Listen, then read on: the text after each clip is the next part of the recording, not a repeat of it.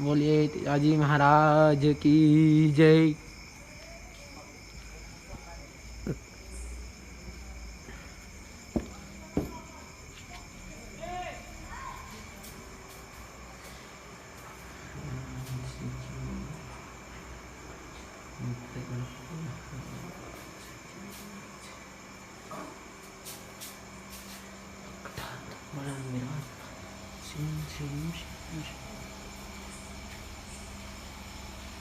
बोलो श्री गजानन गणपति महाराज की जय।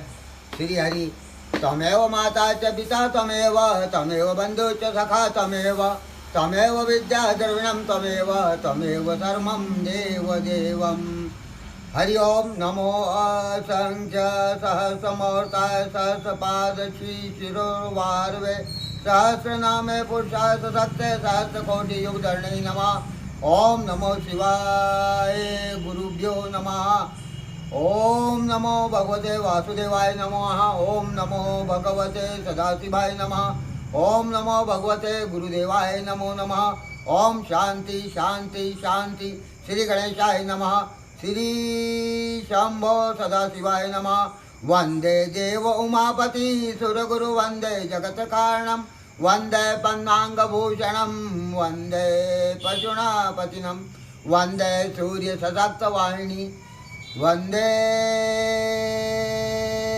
मुकुंद प्रियं वंदे भक्तजनाश्रय च वरदा वंदे शिवशंकरम्।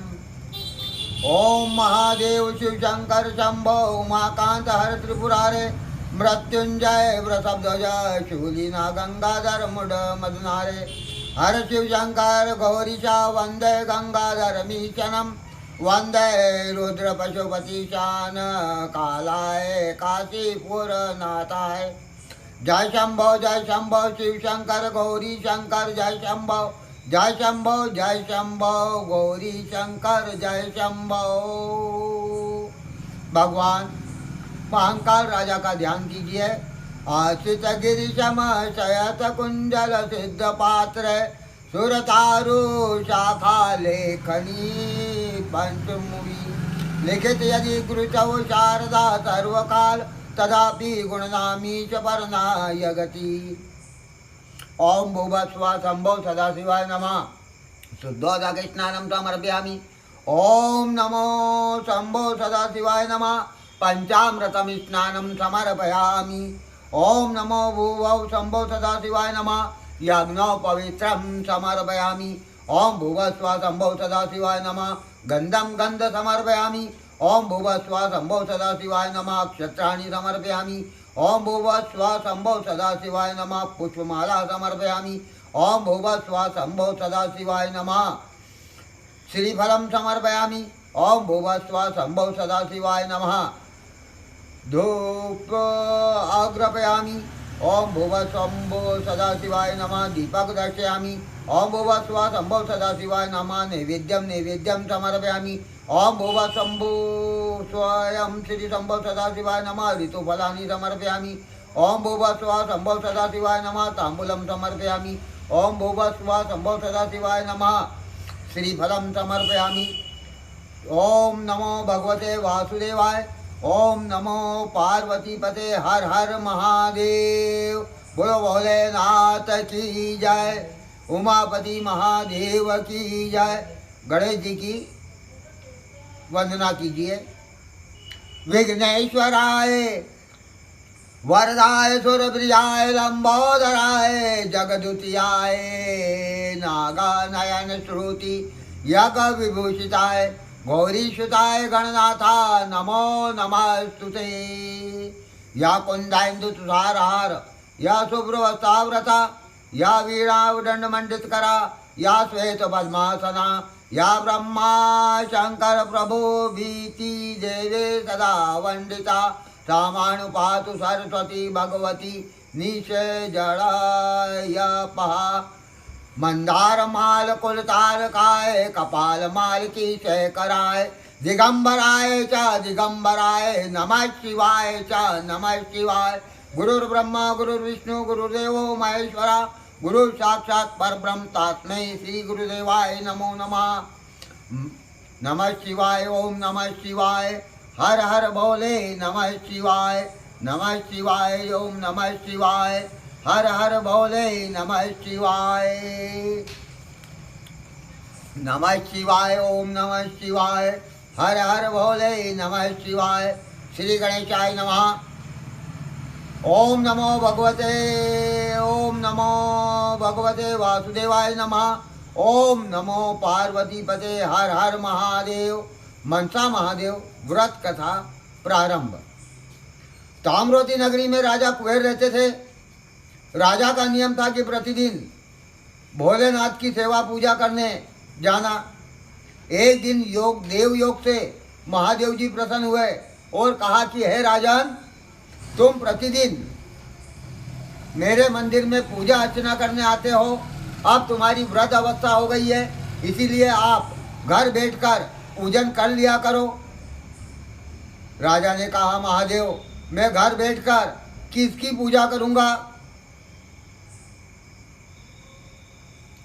महादेव ने कहा कि ऐसा, ये धनुष बाण और चरण पादुका ले जाओ, इसको घर में रखकर पूजा अर्चना किया करना। राजा ने धनुष बाण और चरण पादुका ले जाकर एक कोठरी में जमा दिए और वह प्रतिदिन उनकी सेवा पूजा करने लगा। एक दिन देव योग से राजा की धर्म पत्नी राजस्व में आ गई, अतः राजा ने दासी से कहा कि पूजा की ओरी का कचरा निकाल देना, लेकिन दासी कचरा निकालना भूल गई। राजा की कन्या ने पूजा की ओरी में जाकर चारों पल्ले झटकाकर, जाजम के चारों पल्ले झटकाकर साफ सफाई कर दी। रानी ने आकर देखा कि भगवान भोलेनाथ के 12 वर्षों से जमे हुए धनुष बाण चरण पादुका अपने स्थान से उठे हुए दिखते हैं। राजा ने आकर रानी ने राजा से कहा। राजा ने देखने लगा, धनुष बाण और चरण पादुका अपने स्थान से उठाई हुई लगती है। राजा ने पूछा, आज पूजा की ओरी में कचरा किसने निकाला? रानी ने कहा, आपकी बेटी अहिल्या ने कचरा निकाला। राजा बोले, आहा, अहिल्या इतनी बलवान हो गई कि जो आज भोलेनाथ के 12 वर्षों से जमी हुई चरण पादुका और धनुष बाण अपने स्थान से उठा दिए, अतः इसके लिए ऐसा ही वीर वर ढूंढना पड़ेगा। रानी ने विचार करा कि मैं मेरी कन्या का विवाह राजा इंद्र के साथ करूंगा। राजा ने विचार करा कि मैं मेरी कन्या का विवाह गौतम ऋषि के साथ करूंगा। एक कन्या और वर दो, किसके साथ विवाह करे और किसके साथ ना करे, ऐसा मन में विचार करने लगे। देवी देवताओं ने कहा, जो इस पृथ्वी की चारों कूट की परिक्रमा करके पहले आएगा, कन्या का विवाह उसी के साथ कर दिया जाएगा। इंद्र तथा गौतम ऋषि दोनों पृथ्वी की परिक्रमा करने के लिए निकल पड़े। गौतम ऋषि का पैर लंगड़ा था, इसीलिए वह धीरे धीरे जाने लगे। राजा इंद्र ऐरावत हाथी पर बैठकर एकदम से चले गए। अभी थोड़ी दूर जाने पर गौतम ऋषि को देखा और वहाँ पर नारद मुनि आए और कहने लगे, अरे गौतम ऋषि, तुम कहाँ जाते हो? गौतम ऋषि ने कहा, मैं पृथ्वी की परिक्रमा करने के लिए जा रहा हूँ। नारद जी ने कहा कि ऐसा करो, गंगा के किनारे पृथ्वी माता कपिला गाय के रूप में चल रही है, वहाँ जाकर उसकी परिक्रमा कर लो। गौतम ऋषि गंगा के किनारे गए, वहाँ पर गौ माता के चरणों में पैसा सुपारी रखकर गाय की 7 परिक्रमा पूरी कर ली। राजा के दरबार में गए। राजा ने देखा, आले लीले बात कटवाए और विधि विधान से अपनी कन्या का विवाह गौतम ऋषि के साथ करने लग गए। इतने में राजा इंद्र आए और बोले, गौतम ऋषि, तुमने मेरे साथ छल किया है, अतः मैं तुम्हारे साथ धोखा करूंगा। मैं तुम्हारे साथ, आपके साथ धोखा किया है। मैं अपने रास्ते में कोई निशान देखा। राजा इंद्र बोले, मैं लकड़ी के 7-7 टेके देखता आ रहा हूँ, ऋषि बोले आपकी एक परिक्रमा हुई किंतु मेरी 7 परिक्रमा पूर्ण हो गई। इंद्र बोले मैं तुम्हारे साथ छल करूंगा। इतना कहकर राजा इंद्र चले गए। गौतम ऋषि भी अपने स्थान को चले गए। बहुत दिनों के बाद गौतम ऋषि के यहाँ पर एक कन्या का जन्म हुआ।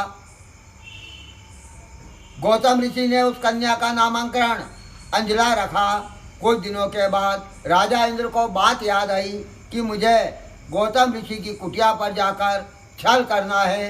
अतः इसीलिए राजा इंद्र सूर्यनारायण भगवान के पास गए और कहा भाई आपके जैसा काम है। सूर्यदेव कहने लगे क्या काम है? राजा इंद्र बोले गौतम ऋषि की कुटिया पर जाकर छल करना है। गौतम ऋषि की कुटिया पर जाकर छल करना है। सूर्यदेव बोले वे ऋषि हैं, मैं उनके वहाँ पर वो श्राप दे देंगे, इसीलिए मैं नहीं आता। मेरे भाई चंद्रमा जी को ले जाओ। राजा इंद्र चंद्रमा के पास गए और बोले भाई आप जैसा काम है। चंद्रमा जी बोले क्या काम है? राजा इंद्र बोले गौतम ऋषि की कुटिया पर जाकर छल करना है, आप कुकड़े का रूप धारण कर लेना, बस इतना सा काम है। चंद्रमा जी राजा इंद्र के साथ चल दिए। आज रात्रि के समय गौतम ऋषि की कुटिया के पीछे, कुटिया के पास कदम के पेड़ पर चढ़कर चंद्रमा जी ने कुकड़े का रूप धारण कर लिया। इतने में गौतम ऋषि की बेटी अंजला बोली पिताजी आपका कुकड़ा बोलने के पहले स्नान करने का नियम था, किंतु आज 2 बार कुकड़ा बोलने के पर भी आप स्नान करने नहीं गए। ऋषि ने बाहर आकर देखा रात बहुत बाकी थी, विचार करके वापस जाकर सो गए। इतने में दूसरी बार कुकड़ा बोला। अंजला बोली पिताजी आज तीसरी बार कुकड़ा बोला। अंजलि बोली पिताजी आज तीसरी बार कुकड़ा बोला। गौतम ऋषि उठकर हाथ में कमंडल, कंधे पर धोती रखकर स्नान करने के लिए चल दिए। गौतम ऋषि गंगा के किनारे पहुँचे और स्नान करने लगे। हर हर गंगे। इतने में गौतम ऋषि बोले, गंगा जी कहने लगी कि आज रात्रि के समय स्नान करने वाला कौन? बोल नहीं तो मैं तुझे श्राप दूंगी। गौतम ऋषि ने कहा माँ मैं आपका पुत्र गौतम हूँ। गंगा जी कहने लगी जा तेरे घर पर धोखा है। ऋषि आदि धोती का पल्ला भींगा हुआ लेकर आए। इतने में पेड़ पर से चंद्रमा जी को उड़ते हुए देखा और उसे श्राप दिया, राखत पीड़ा निकले, कलक कलक घटते रहियो, कलक कलक बढ़ते रहियो। पूर्णिमा को पूरा चांद निकले, अमावस्या को अंधकार छा जावे। घर में जाने पर देखा तो इंद्र बिल्ली का वेश धारण करके वह बाहर निकलता हुआ दिखा।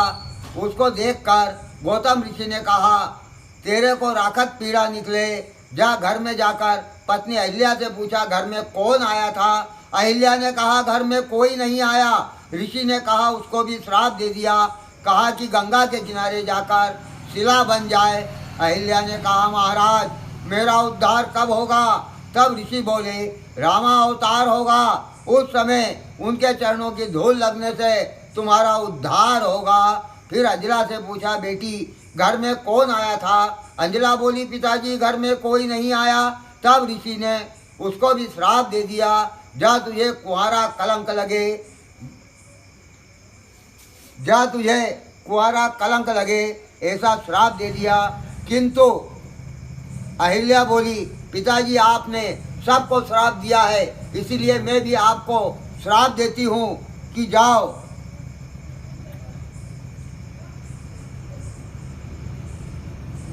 श्राप देती हूँ, किंतु आपको गौ हत्या का पाप लगे। इस प्रकार आमने सामने श्राप दे दिया गया। ऋषि गंगा के किनारे जहाँ ऋषि मुनि तपस्या करते थे वहाँ जाकर तपस्या करने लग गए। गौतम ऋषि अपनी तपस्या के बल पर प्रातःकाल खेत बोते, मध्यांतर में खेत को काटकर ऋषि मुनियों को भोजन कराते थे। एक दिन शाम के समय देव योग से एक गाय खेत में चरने के लिए चली गई। माया रूपी गाय खेत को चरने लगी। ऋषि ने देखा यदि गाय खेत चर जाएगी तो मैं ऋषि मुनियों को भोजन कहाँ से कराऊंगा। यह सोचकर ऋषि ने गाय को एक द्रव का तिनका उठाकर मारा, जिससे गौ माता का मोक्ष हो गया और गौतम ऋषि को गौ हत्या का पाप लग गया।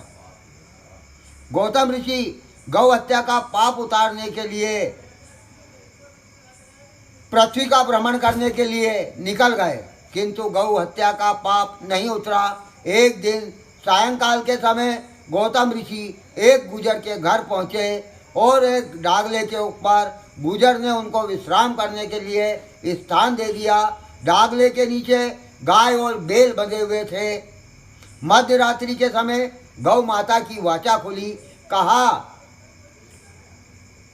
बेटा अपना मालिक तुझे प्रातःकाल बेच देगा। गाय बोली, बेटा अपना मालिक प्रातःकाल तुझे बेच देगा। बैल बोला, माँ मेरे बंजारे का पूर्व जन्म का बेर है, मैं उसे मार डालूंगा।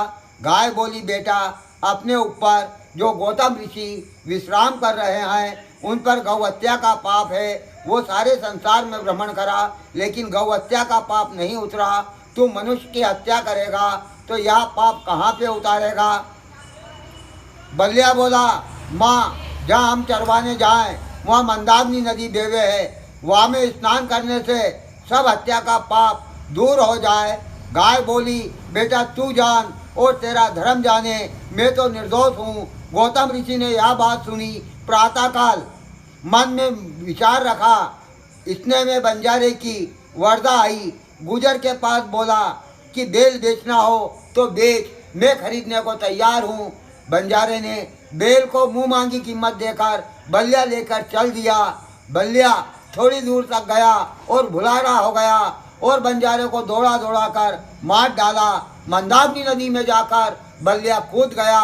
बलिया के सींग और पूंछ बाहर रह गई, जिससे पूरा शरीर धोला हो गया, लेकिन पूंछ और सींग उसके काले रह गए, काले रह गए। गौतम ऋषि ने सोचा मेरे को भी यही स्नान कर लेना चाहिए। गौतम ऋषि ने वहाँ पर स्नान करा और अपनी गौ हत्या का पाप उतारा। ऐसा पवित्र स्थान कहाँ मिलेगा, ऐसा विचार करके उन्होंने अपना आसन वहीं पर जमा लिया। वहाँ पर मंगलेश्वर महादेव थे। वे बोले, एक स्थान पर दो महात्मा कैसे रह सकते हैं। तब गौतम ऋषि ने कहा, महाराज पहले केसर आप पे चढ़ेगी और धाम मेरे नाम से कहलाएगा। यह कहकर गौतम ऋषि मंदाकिनी नदी के तट पर अपना आसन जमा लिया। ओम नमो पार्वते पते हर हर महादेव, शंभो सदा शिवाय नमः, उमा महेश्वराय नमः, शंभो सदा शिवाय नमः।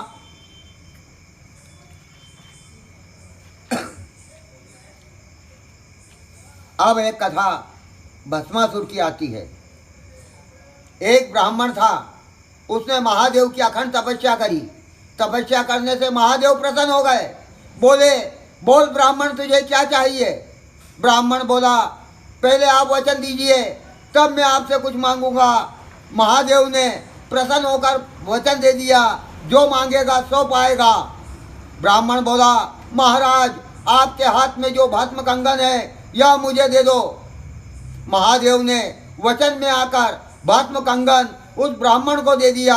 ब्राह्मण भस्म कंगन लेकर भस्मासुर बन गया और भस्मासुर भस्म कंगन लेकर जाने लगा। रास्ते में नारद मुनि मिले। कहा, अरे भस्मासुर कहाँ जाते हो।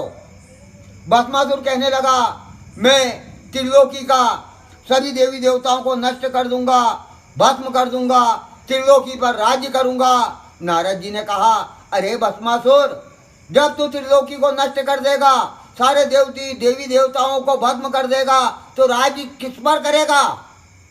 ऐसा कर कि महादेव को भस्म कर दे और त्रिलोकी का राज्य तुझे मिल जाएगा।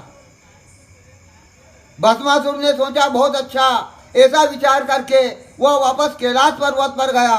जब कैलाश पर्वत पर गया, महादेव जी ने कहा, अरे दोस्त, अब क्या लेने आया है। भस्मासुर बोला, महाराज मैं आपको भस्म करूंगा। महादेव जी भस्म कंगन के डर से वहां से भागने लगे। आगे आगे महादेव, पीछे पीछे भस्मासुर दौड़ने लगा।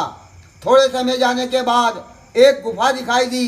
महादेव जी उस गुफा के अंदर गुप्तेश्वर महादेव के रूप में विराजमान हो गए और 250 मानी का एक बड़ा पत्थर उठाकर द्वार के ऊपर लगा दिया। भस्मासुर ने सोचा, ये महादेव इस गुफा में कब तक रहेंगे, मैं भी यहीं आसन जमा लेता हूँ। भस्मासुर भी वहां पर आसन लगाकर बैठ गया। यह खबर वैकुंठ धाम में भगवान विष्णु को मिली। भगवान विष्णु वहां से आए और एक पत्ते की आड़ में एक मोहिनी का रूप धारण करा। मोहिनी का रूप धारण करके भस्मासुर के पास गए और कहने लगे, अरे भस्मासुर तुम यहाँ पर क्या करते हो। भस्मासुर कहने लगा, महादेव को भस्म करूंगा, पार्वती का हरण करूंगा, त्रिलोकी का राज्य करूंगा। तब महादेव भगवान विष्णु जो मोहिनी रूप में थे वो कहने लगे, अरे महादेव को छोड़, मैं पार्वती हूँ, चलो अपन तो भ्रमण करने चलते हैं। भस्मासुर और पार्वती रूपी भगवान विष्णु साथ साथ चल दिए। जब थोड़ी दूर गए तो पार्वती रूपी विष्णु भगवान ने कहा, अरे भस्मासुर जब मैं महादेव के साथ घूमती थी तब तो हम नृत्य गाना गाते थे, तुम भी मेरे साथ नृत्य करोगे तो मैं तुम्हारे पास रहूंगी, नहीं तो मैं तो ये चली। भस्मासुर बोला, मुझे नृत्य नहीं आता। भगवान ने कहा, नृत्य मैं समझा देती हूँ, जैसा मैं करूँ वैसा आप भी करना। भस्मासुर राजी हो गया और भगवान विष्णु मोहिनी रूप में नृत्य करने लगे। भस्मासुर भी नृत्य करने लगा और जैसे ही हाथ भस्मासुर का सिर पे गया भस्म हो गया। भगवान विष्णु भस्म कंगन लेकर महादेव के पास गए। कहा, महादेव बाहर आओ, महादेव बाहर आओ। महादेव ने कहा, अरे ये भस्म कंगन ले लो। महादेव ने कहा, तुम जिस विधि से भस्मासुर से भस्म कंगन लाए हो उसी रीति से मैं भी लूंगा, उसी रीति से मैं भी लूंगा। भगवान भोलेनाथ बाहर आए।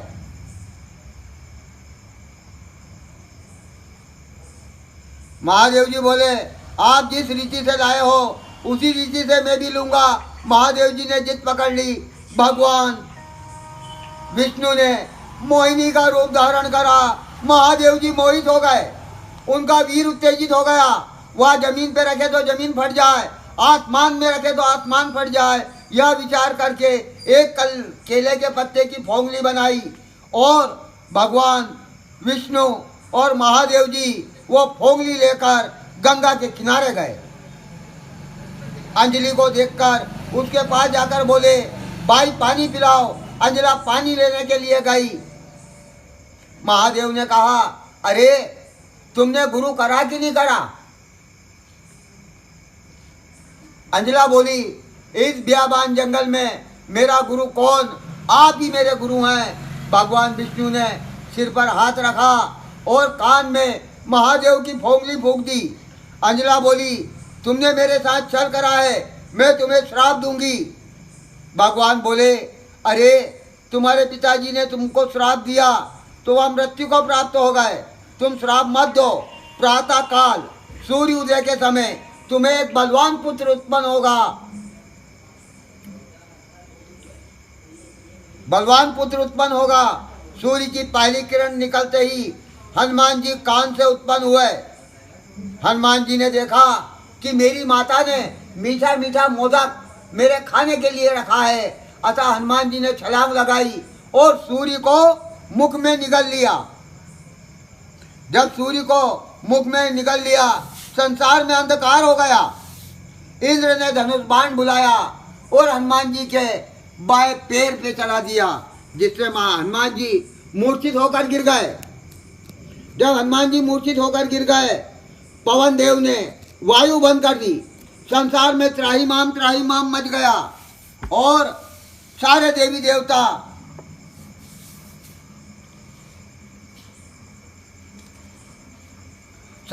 देवता आए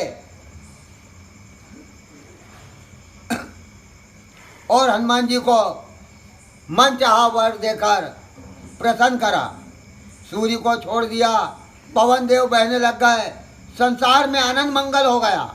महादेव जी और विष्णु भगवान अपने अपने धाम को चले गए।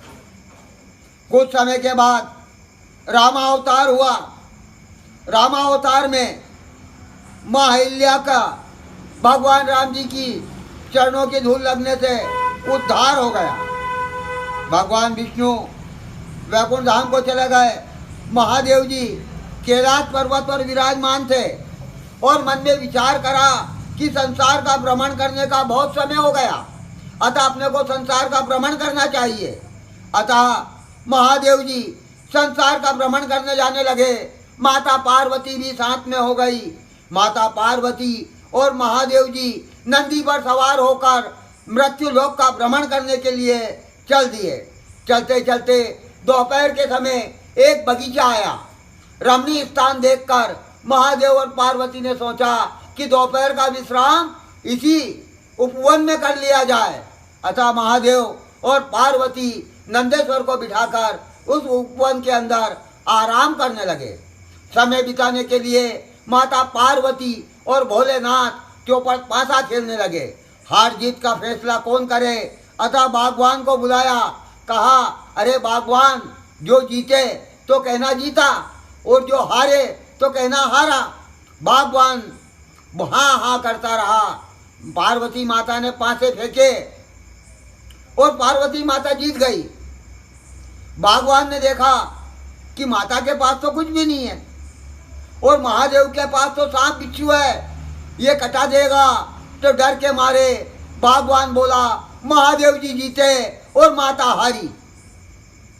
बाबा जीते और बाबी हारी। पार्वती ने सोचा कि मृत्यु लोक के निवास करने वाले प्राणी झूठ बोलते हैं, चलो ठीक है, फिर पासे डाले। फिर पार्वती जीती और महादेव हारे। बागवान से पूछा कौन जीता कौन हारा। बागवान फिर बोला, बाबा जीते और बाबी हारी। पार्वती को क्रोध आ गया। उन्होंने श्राप दे दिया, राखत पीड़ा निकले, तेरा बगीचा नष्ट हो जाए। ऐसा कहकर पार्वती और महादेव जी कैलाश पर्वत की ओर चल दिए। कैलाश पर्वत की ओर चल दिए। कार्तिक स्वामी और गणपति जी बोले, माँ आप आ गई, मुझे भूख लगी है, खाने को दो, खाने को दो। पार्वती ने कहा, अरे तुम देवी देवता के पुत्र हो। पृथ्वी के निवास करने वाले प्राणी पहले काम धंधा करते हैं, फिर भोजन पाते हैं। तुम ऐसा करो कि पृथ्वी की परिक्रमा लगा के आओ, जब तुमको भोजन तैयार मिलेगा। गणेश जी और कार्तिक स्वामी अपने अपने वाहन पर बैठकर पृथ्वी की परिक्रमा करने, ब्रह्मांड की परिक्रमा करने चल दिए। कार्तिक स्वामी तो मयूर पर बैठकर फुर से उड़ गए और गणेश जी महाराज कुंदरे पर बैठकर धीरे धीरे जाने लगे। नारद जी ने देखा, अरे गणपति महाराज कहाँ जाते हो?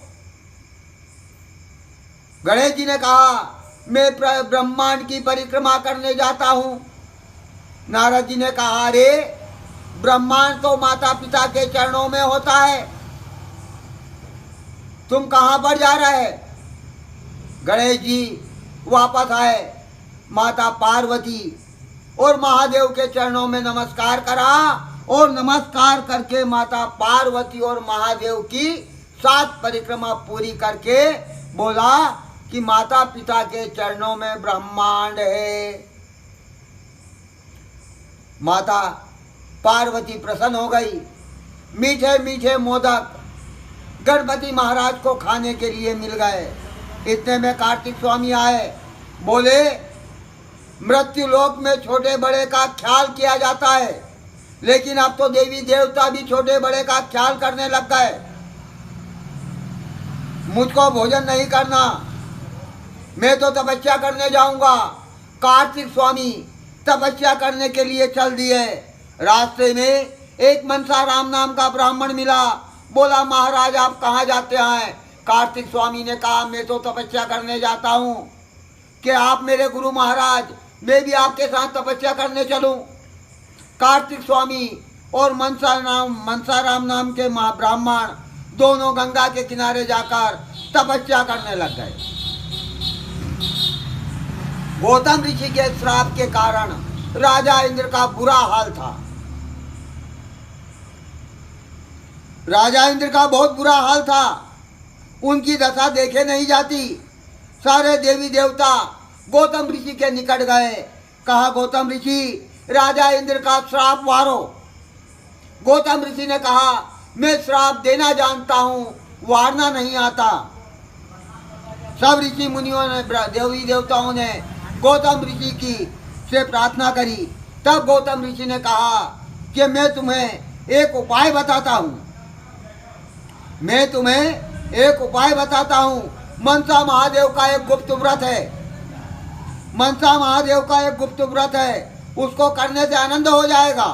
राजा इंद्र बोले, व्रत की विधि बताओ। ऋषि बोले, सुनो, श्रावण सुदी चतुर्थी के रोज कच्चे सूत का 1.25 बेत का डोरा लेकर पैसा सुपारी डब्बी में रखकर हर सोमवार महादेव के मंदिर में दर्शन करने जावें। सावन, भादव, क्वार, कार्तिक सुदी चतुर्थी के दिन 4 सेर आटा लेवे, सेर गुड़ लेवे, 1 सेर घी लेवे। इस प्रकार से 6.25 सेर का नैवेद्य बनाकर भगवान भोलेनाथ को नैवेद्य लगाएं। उसके 4 भाग करें। एक भाग कीड़ियों की नगरी में डालें, एक रमते बच्चों को दे देवे, एक गाय के ग्वाल को दे देवे, एक महादेव के मंदिर में चढ़ावे। बाकी का बचा हुआ प्रसाद स्वयं ग्रहण कर ले। इस रीति से 4 वर्ष तक आप व्रत को धारण करें। ऐसा करने से तुम्हारी मन की इच्छा महादेव अवश्य ही पूर्ण करेंगे। इंद्र व्रत करने लगे। व्रत के प्रभाव से महादेव जी प्रसन्न हो गए और इंद्र के यहाँ पर आनंद हो गया। इंद्र की परी हर सोमवार को उपवन के अंदर, बगीचे के अंदर फूल एकत्रित करने जाती थी। एक सोमवार फूल लेने के लिए इंद्र की परी बगीचे में गई। बगीचे को नष्ट देखा। बागवान एक गड्ढे में पड़ा दिखाई दिया। बागवान को देखकर परी को इंद्र की याद आ गई कि राजा इंद्र की भी ऐसी दशा थी। उसकी दशा सुधर गई, आनंद हो गया। तो परी ने बागवान से मनसा महादेव के व्रत का सारा विधान बतलाया। बागवान कच्चे सूत का धागा लेकर मनसा महादेव का व्रत विधि विधान पूर्वक करने लगा। बागवान ने 4 हर का डोरा लेकर पैसा सुपारी डब्बी में रखा। हर सोमवार को महादेव के मंदिर में दर्शन करने गया।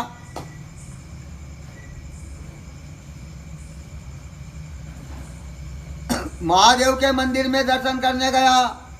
व्रत करने से बागवान के घर आनंद हो गया।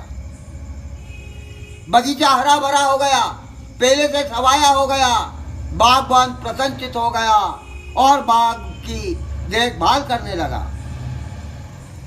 एक समय क्या हुआ,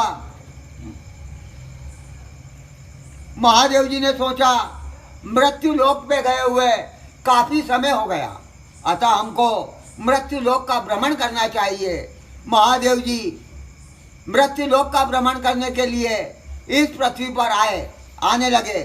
माता पार्वती ने कहा, मैं भी आपके साथ चलती हूँ। महादेव जी ने कहा, रहने दो, लेकिन पार्वती ने जिद पकड़ ली। महादेव और पार्वती नंदी भगवान पर बैठकर इस पृथ्वी का धरती माता पर विहार होकर संसार की यात्रा करने के लिए निकल पड़े। घूमते घूमते उसी बगीचे पे गए और बगीचे को हरा भरा देखकर माता पार्वती ने कहा, मैं महादेव की पत्नी पार्वती कहलाती हूँ मेरा श्राप नहीं लगा। इतने में बागवान आया और कहने लगा, अरे बाबा भाभी, आप बाग बगीचे में प्रवेश नहीं करेंगे। माता पार्वती ने कहा, क्यों नहीं करें? बागवान बोला, पहले आपके जैसे एक बाबा भाभी आए थे, उन्होंने श्राप दे दिया, मैं बहुत परेशान हो गया, मेरा बगीचा उजड़ गया। पार्वती ने कहा, अरे बागवान, ये लीला लहर कैसे हो गया? बागवान कहने लगा कि एक मनसा महादेव का व्रत है, उसको करने से मेरी मन की इच्छा पूरी हो गई, मेरे यहाँ पर आनंद हो गया। बागवान की बात सुनकर माता पार्वती कहने लगी, मैं महादेव की पत्नी पार्वती कहलाती हूँ, मेरे को मनसा महादेव के व्रत क्या की जानकारी नहीं। तब महादेव से ने कहा, मैं व्रत किसी को नहीं देता, यदि तुमको भी व्रत लेना हो तो बागवान से ले लो। बागवान से माता पार्वती ने व्रत लिया और व्रत का करने लगी, जिससे पार्वती जी महादेव जी मनसा महादेव का व्रत करने लगी। व्रत करने से उनके रूठे हुए पुत्र कार्तिक स्वामी का ध्यान किया। महादेव जी ने कार्तिक स्वामी को स्वप्न में दर्शन दिया कि तुम रेत के महादेव की पूजा करते हो, तुम्हारी माता पार्वती और पिता महादेव हैं, इसीलिए तुम कैलाश पर्वत पर जाकर अपने माता पिता की सेवा करो, माता पिता की सेवा करो। कार्तिक स्वामी उठकर चल दिए, जल्दी से चलने लगे। मनसा राम को वहीं पर सोने दिया। कार्तिक स्वामी जब कैलाश पर्वत पर गए तो माता पार्वती को कार्तिक स्वामी को देखकर हंसी आने लगी। कार्तिक स्वामी ने कहा, माता पिता और गुरु के यहाँ पर तो बगैर बुलाए आ जाते हैं।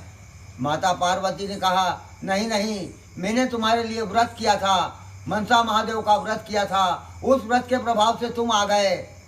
कार्तिक स्वामी ने कहा, माता, यदि कोई ऐसा व्रत है तो मुझे भी बताओ।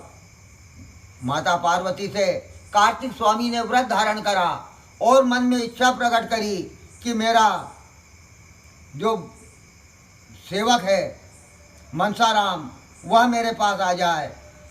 कार्तिक स्वामी ने व्रत किया, जिसके प्रभाव से मनसाराम भटकते भटकते कैलाश पर्वत पर पहुंच गए। कैलाश पर्वत पर जब मनसाराम पहुंचा तो कार्तिक स्वामी ने देखा, कार्तिक स्वामी को हंसी आ गई। मनसाराम बोला, महाराज, माता पिता और गुरु के पास तो बगैर बुलाए आ जाते हैं, मैं भी आपके समीप आ गया। कार्तिक स्वामी कहने लगे, अरे मनसाराम, तुम्हारे लिए मैंने व्रत करा था, व्रत के प्रभाव को देखकर मुझे हंसी आ गई। देखो, मनसाराम कहने लगा, महाराज, ऐसा कोई व्रत है तो आप मुझे बताइए, क्योंकि मेरा कोई गांव में घर नहीं, जंगल में खेत नहीं, ऐसा व्रत मुझे भी बताइए, मेरी भी मन की इच्छा पूरी हो जाएगी। मनसाराम ने व्रत को धारण करा, व्रत करने लगा। व्रत के प्रभाव से मनसाराम व्रत करने लगा। व्रत के प्रभाव से महादेव जी ने काशी के ब्राह्मण को स्वप्न दिया, कहा, अरे तू तेरी कन्या का विवाह किसी गरीब ब्राह्मण के साथ कर देना। ब्राह्मण बोला, महाराज, गरीब ब्राह्मण तो बहुत है, किसके साथ विवाह करूं? महादेव जी ने बोला, सवेरे मेरे मंदिर में नंदिया का श्रृंगार करके लाना, कन्या को साथ में लाना, मेरे मंदिर में आना, रास्ते में जो भी ब्राह्मण मिले वही तेरी कन्या का भरतार होगा। प्रातःकाल ब्राह्मण नंदिया का श्रृंगार करा, कन्या को साथ में लेकर मंदिर की ओर जाने लगा। रास्ते में मनसाराम मिला, जात पूछी, जात एक निकली, गोत्र पूछा, गोत्र अलग अलग निकला। ब्राह्मण बोला, मैं मेरी कन्या का विवाह आपसे करना चाहता हूँ। ब्राह्मण मनसाराम कहने लगा कि हे ब्राह्मण देवता, मैं मेरे गुरु महाराज के बगैर पूछे कोई कार्य नहीं करता, मेरे गुरु महाराज बोलेंगे तो मैं विवाह करूँगा। अतः मनसाराम कार्तिक स्वामी के पास गए, कहने लगे, एक ब्राह्मण अपनी कन्या से मेरा विवाह कराना चाहता है। कार्तिक स्वामी ने कहा, महादेव ने तुम्हारे लिए कन्या भेजी है, विवाह कर लो। गुरु की आज्ञा पाकर मनसाराम वापस काशी में आया, ब्राह्मण की कन्या से विवाह कर दिया और वहीं पर काशी में निवास करने लगा। महादेव का मनसा महादेव का व्रत करने लगा। कुछ समय के पश्चात मनसा राम के यहाँ पर एक लड़के का जन्म हुआ। लड़के की उम्र 12 वर्ष की हो गई। एक समय मनसा राम मनसा महादेव का व्रत करने के लिए मंदिर जाने लगे। पत्नी से कहा, तुम भोजन बनाना, नैवेद्य तैयार करना, मैं भगवान भोलेनाथ के दर्शन करके आता हूँ। जब वह दर्शन करने के जाने लगा, मनसा राम का लड़का खेलते खेलते घर आया। कहने लगा, माता मुझे भूख लगी है, कुछ खाने को दो। माता ने कहा, बेटा तुम्हारे पिताजी महादेव के दर्शन करने गए हैं, वो आएंगे, नैवेद्य लगाएंगे, तब तुमको भोजन मिलेगा। मनसा राम का लड़का रोते रोते महादेव के मंदिर में गया और अपने पिताजी से कहने लगा, पिताजी पूजा करते हुए देखकर लड़का कहने लगा, पिताजी ये क्या पाखंड है, अपन तो ब्राह्मण है, कोई जजमान घी का दीपक देवे तो महादेव के समीप रख दें, कोई जल का लोटा देवे तो महादेव पे जल चढ़ा देवे। मनसा राम बोला, बेटा तू और तेरी माँ सब महादेव की लीला है। लड़का बोला, अगर महादेव ऐसे हैं तो मेरा विवाह उज्जैन के राजा की कन्या के साथ करा देवे तो मैं आपके महादेव को सच मानूं।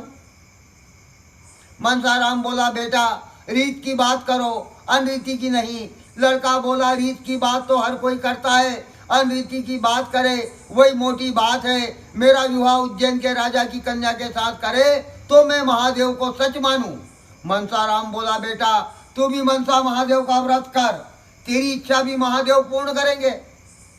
मनसा राम का लड़का व्रत करने लगा। महादेव से अर्ज करी कि हे महादेव मेरी इच्छा पूर्ण करना, नहीं तो मैं ब्राह्मण का बालक ब्रह्म हत्या लगा दूंगा। और माथा शिवलिंग पर ठोकने लगा। महादेव जी ने सोचा, यह ब्राह्मण का बालक तो हट करने लग गया। यह ब्राह्मण का बालक तो हट करने लगा। महादेव जी ने उज्जैन के राजा को स्वप्न दिया, कहा कि हे राजन, किसी ब्राह्मण की तेरी कन्या का विवाह किसी गरीब ब्राह्मण के साथ कर देना। भगवान अंतर्ध्यान हो गए। राजा ने प्रातःकाल उठकर सभा में बात करी कि महादेव ने स्वप्न दिया। किसी ने उनकी बात नहीं मानी। एक विद्वान ने कहा, अब यदि महादेव जी आए तो कहना गरीब ब्राह्मण तो बहुत है, किसके साथ मेरी कन्या का विवाह करूं।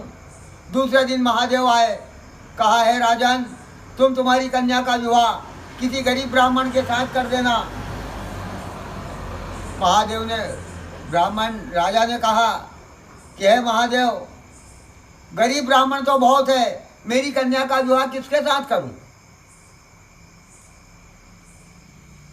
महादेव ने कहा, तुम्हारे यहाँ पर हथनी है, उसको वरमाला देना, जल का कलश देना, जिसके ऊपर कलश डाल दे, वरमाला पहना दे, वही तुम्हारी कन्या का भरतार होगा। राजा ने स्वयंवर रचा। सभी देश विदेश के ब्राह्मणों को कंकु पत्रिका भेजी। मनसा राम के लड़के के पास भी कंकु पत्रिका गई। मनसा राम का लड़का स्वयंवर में जाने की तैयारी करने लगा। स्नान वगैरह करके स्वच्छ सुंदर वस्त्र आभूषण धारण कर लिए और मन में विचार करने लगा, यदि मैं सुंदर बन के जाऊंगा तो राजा मेरे साथ कन्या का विवाह कर देगा, तो महादेव का क्या। ब्राह्मण बालक ने अपने सारे कपड़े उतार दिए, वस्त्र आभूषण उतार दिए, राखोड़ा चुपड़ लिया और तुम्बड़ा हाथ में ले लिया और उज्जैन नगरी की ओर चल दिया। जब वह उज्जैन नगरी में गया तो स्वयंवर में जाकर एक सबसे पीछे जाकर बैठ गया। राजा ने स्वयंवर में हथनी को वरमाला दी, जल का कलश दिया। हथनी घूमते घूमते उसी मनसा राम के लड़के के पास जाकर वह जल का कलश डाल दिया, वरमाला पहना दी। सब लोग कहने लगे कि हथनी है, स्त्री जाति, इस पर विश्वास नहीं किया जाता, अतः राजा इंद्र का एवरत हाथी बुलाओ। एवरत हाथी को बुलाया गया, वरमाला और कलश दे दिया। फिर एवरत हाथी भी घूमते घूमते मनसा राम के लड़के के गले में वरमाला डाल दी, जल का कलश डाल दिया।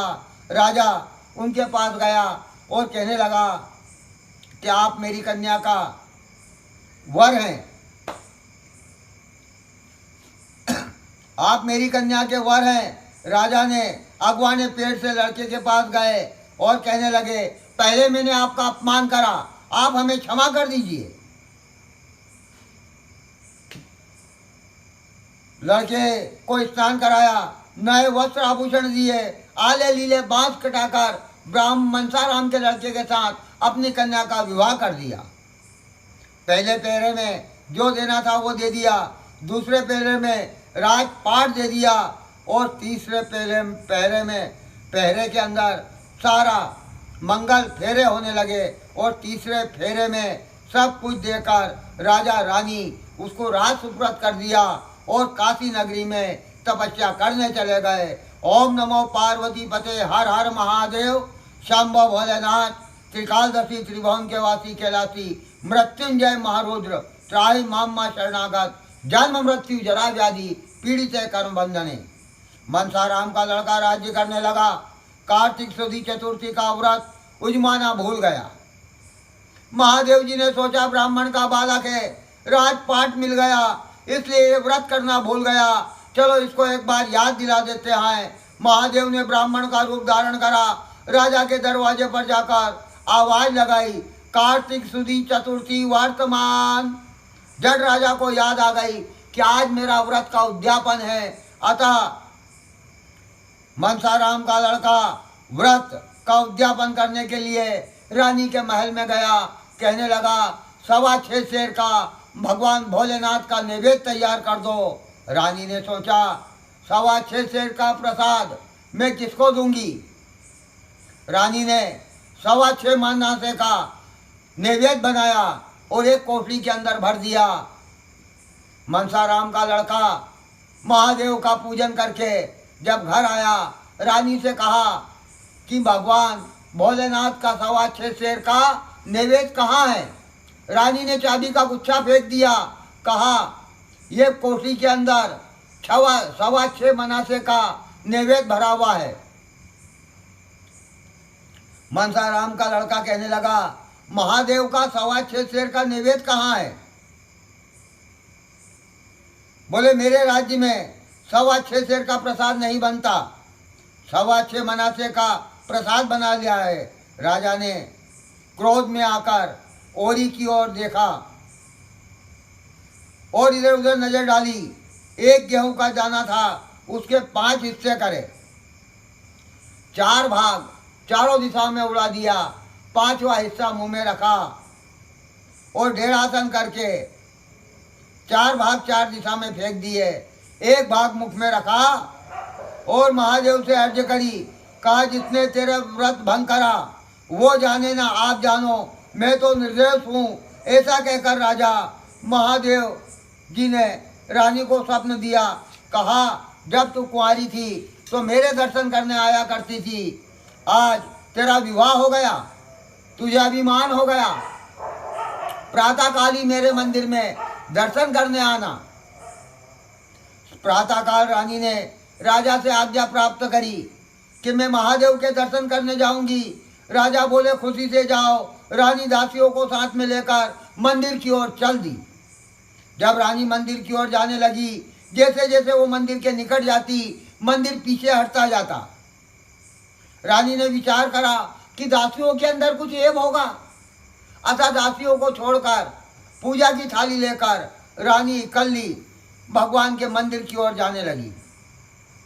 जब वह मंदिर की ओर जाने लगी तो मंदिर गायब हो गया, पहाड़ खड़े हो गए। रानी और भूख प्यास से व्याकुल हो गई, घबराने लगी और आगे देखा तो एक पानी की बावड़ी दिखी। रानी पानी पीने के लिए बावड़ी में उतरी तो बावड़ी का पानी सूख गया। पानी को ना देखकर रानी आगे जाने लगी। कीड़े पाड़े आगे चल रहे थे। रानी की दृष्टि पड़ने पर वो भी भाटे के बन गए, पाषाण के हो गए। एक गांव में गई, एक कुमार चकले के ऊपर बर्तन उतार रहा था। रानी की दृष्टि पड़ने पर रानी ने कहा, भैया पानी पिलाओ। कुमार पानी लेने के लिए उठा। चकले की लगने से सारे बर्तन टूट गए। कुम्हार बोला, अरे कौन चांडालनी आई जो मेरे मटके चटका दिए। ऐसा कहकर रानी आगे बढ़ गई। अभी वो थोड़ी दूर पे गई तो एक डोकरी सूत काटती हुई दिखी। रानी ने कहा, माँ पानी पिलाओ। डोकरी पानी लेने के लिए उठी।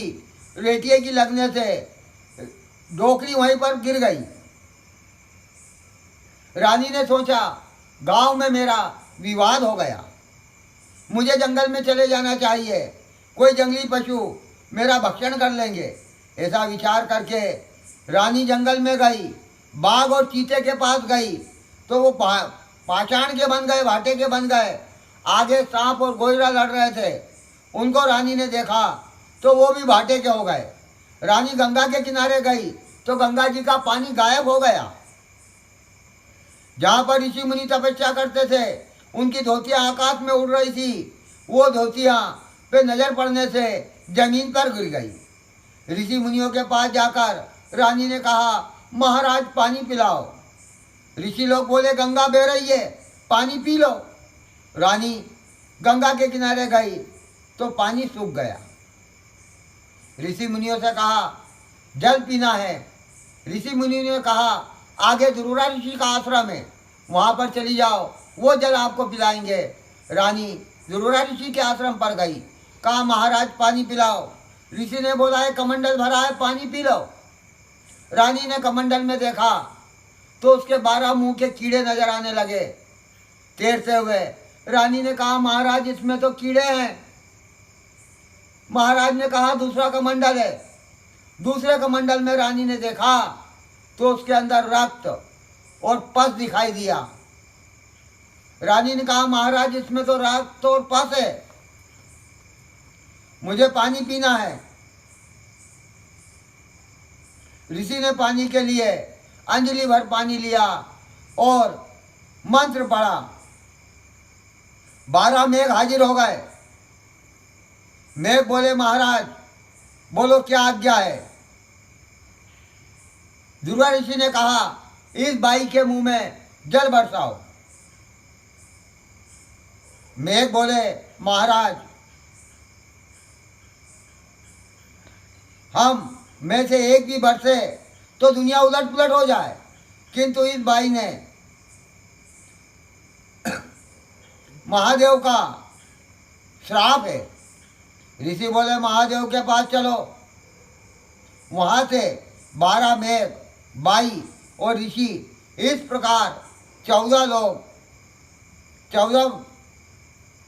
लोग महादेव के पास गए।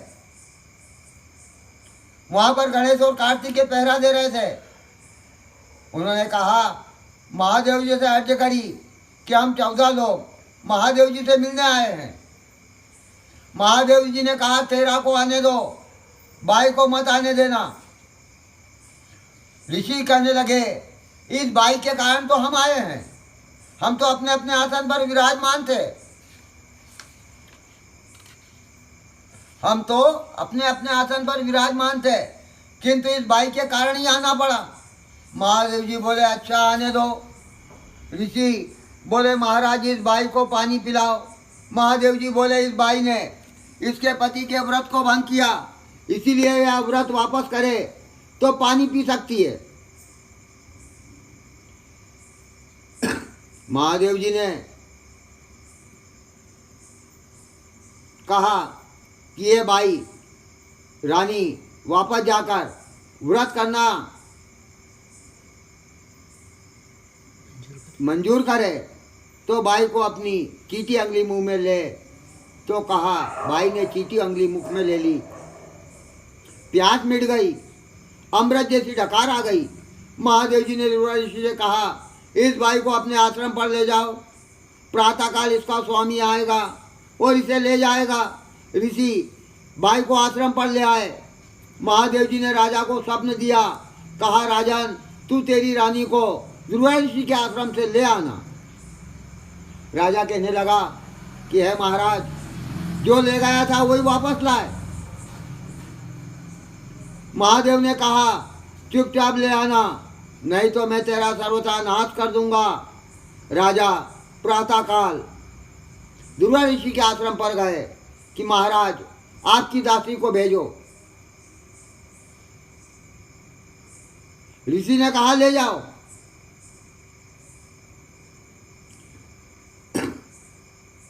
रानी जाने लगी, ऋषि की झोपड़ी भी साथ साथ जाने लग गई। ऋषि ने मुट्ठी भर चावल दिए, कहा 4-4 कण चावल डालती जाना, इसका सवाया साथ में ले जाना। रानी ने 4 कण चावल ऋषि की झोपड़ी पर डाले तो वो स्वर्ण की बन गई। आगे 4 कण चावल ऋषि मुनियों की धोतियों पर डाले तो वो आकाश में उड़ने लग गई। आगे 4 कण चावल गंगा जी में डाले तो अनंत फनन बहने लग गई। आगे 4 कण चावल बाघ चीते पर डाले तो दहाड़ मारकर चिल्लाने लगे। 4 कण चावल सांप गोइरे पर डाले तो उठ के लड़ने लग गए। 4 कण चावल डोकरी पर डाले तो रेशम की गुच्छियां उतारने लग गई। 4 कण चावल कुमार के यहाँ पर डाले तो वह तांबा पीतल के बर्तन उतारने लग गया। वह तांबा पीतल के बर्तन उतारने लग गया। कुमार बोला भाई बली चंगी आई, पहले कोई चांडालनी आई थी, मुझे चिपका कर चली गई। रानी ने कहा भैया पहले भी मैं ही थी, तब महादेव का कुप्रभाव था, अब महादेव का शुभ प्रभाव है, तो आनंद हो गया। आगे 4 कण चावल बावड़ी में डाले तो जल से भरा गई। आगे 4 कण चावल मंदिर के स्थान पर डाले तो मंदिर स्थापित हो गया। रानी ओटले के ऊपर बैठ गई। रानी ने कहा 3 दिन का भंडारा हमारी तरफ से मंदिर प्रांगण में होगा। राजा ने कहा 4 दिन का भंडारा हमारी तरफ से होगा। आनंद के साथ भंडारा होने लगा। रानी अपने राजमहल को चली गई और मनसा महादेव का व्रत करना भूल गई। महादेव जी ने सोचा रानी को याद दिला दें, तो महादेव ने ब्राह्मण का रूप धारण करा और रानी के द्वार पर जाकर बोला श्रावण सुदी चतुर्थी वर्तमान। रानी को याद आ गई कि श्रावण सुदी चतुर्थी है, मुझे व्रत करना है, आज मेरा व्रत है। रानी ने महादेव के मंदिर में जाना है। रानी महाराज से कहा महाराज भूखे हो तो वार्ता करो। महादेव जी ने कहा मैं तो दूध की दशमी करने आया हूँ। रानी बोली महाराज सीधा ले जाओ। रानी सीधा लेने के लिए गई। महादेव जी गायब हो गए। रानी ने बाहर आकर देखा कोई नहीं दिखाई दिया। रानी ने गांव में तलाश कराया, गांव में कोई भी नहीं मिला। एक 7 बेटे की माँ 7 दिन से भूखी, आँख से अंधी, कान से बेरी, 125 साल की डोकरी। रानी हुक्म हो तो उसको ले आए। रानी ने पालकी पहुंचाई, डोकरी को पालकी में बिठाकर लाया गया, स्नान कराया, वस्त्र धारण कराया नए नए। रानी ने कहा मैं कथा कहूंगी, तुम उंगली से छोड़ती जाना और महादेव महादेव बोलना। रानी ने कथा प्रारंभ कर दी। ताम्रवती नगरी में राजा कुंवर रहते थे। उस पर महादेव जी प्रसन्न हुए, धनुष बाण और चरण पादुका दे दी। उनकी बेटी अहिल्या ने चरण पादुका उठाई और गौतम ऋषि ने राजा इंद्र को श्राप दिया तो यह बाई मुंह से बोबड़ी हो तो बोलने लग जाए, कान से भेरी हो तो सुनने लग जाए, आंख से अंधी हो तो देखने लग जाए। डोकरी मुख से बोली महादेव महादेव। रानी ने आगे कथा प्रारंभ करी। राजा इंद्र की परी से यह व्रत भगवान ने लिया और उसकी आनंद हो गया। तो यह 2200 साल की होए तो 80 बरस की हो जाए।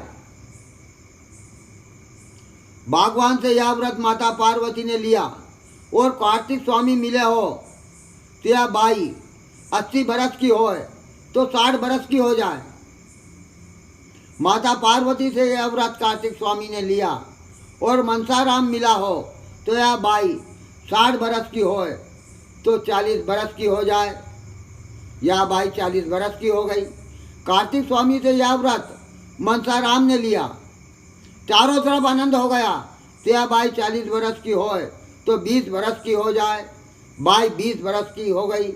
मनसाराम से यह व्रत उसके लड़के ने लिया तो यह बाई 20 बरस की है तो 10 बरस की हो जाए। बाई 10 बरस की हो गई। मनसाराम के लड़के से यह व्रत उसकी रानी ने लिया तो यह बाई 10 बरस की है तो 5 वर्ष की कुंवारी कन्या बन जाए। डोकरी 5 वर्ष की कुंवारी कन्या बन गई। 4 कण चावल के बचे वह कोठियों में भर दिए तो कोठियां मोतियों से भर गई। आनंद हो गया। राजा रानी को बढ़ावा देने के लिए, अभिनंदन करने के लिए गांव के लोग आने लगे। राजा रानी ने कहा, हमें बधाने की क्या जरूरत, यह सब तो महादेव की लीला है, इसीलिए महादेव के पास चलें।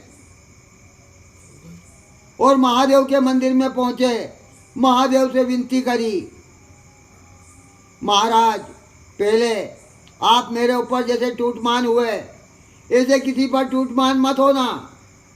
अब मेरे ऊपर जैसे आपने टूटमान होकर आनंद कर दिया, संसार के ऊपर ऐसे ही टूटमान होना और हर मनसा मुरादधारी के यहाँ पर आनंद मंगल कर देना। ओम नमो पार्वती पते, हर हर महादेव, शंभो भोलेनाथ।